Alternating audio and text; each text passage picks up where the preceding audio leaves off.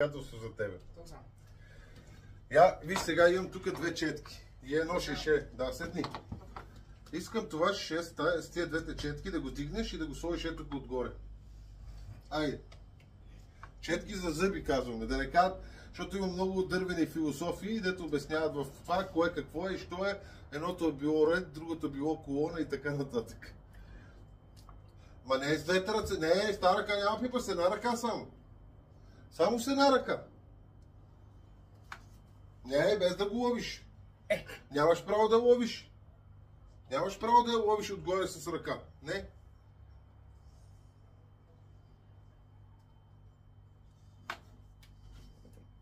Не е така, не. Трябва да го дигнеш. Трябва да го дигнеш нагоре.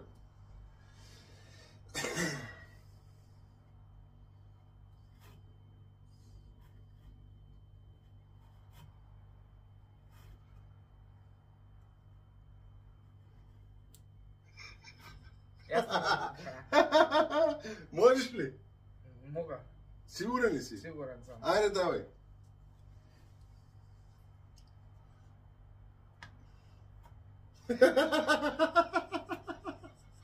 Не става така, не става.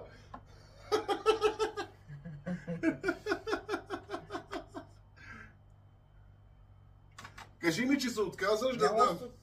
Еми, ние мога да правим още 10 минути. Ще правиш 10 минути, а гледат хората се забавляват. Добре, правиме докато го направи тогава. 10 минути ще гледаме. Айде. Ще гледаме 10. Айде да видим дали ще го направиш. Какво трябваше да направя? Да го дигнеш това шише и да го сложиш отгоре. Само с тази четка. С една ръка, без да лови с едната от другата ръка, примерно с две ръце да държиш така. С една ръка с четката.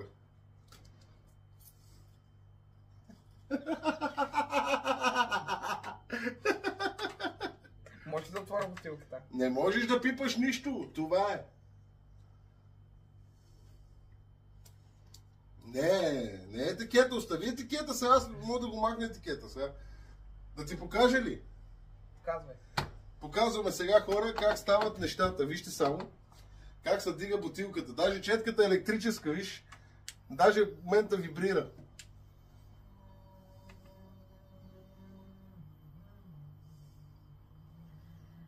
Тук е купата до това. Аз не я фанах хубаво. Чакай. Пусни. Чакай да ти помогна малко. Не искам да ми помагаш. Добре, не ти помагам. Хоп! И готово. И аз изчезнах. И това беше. Става.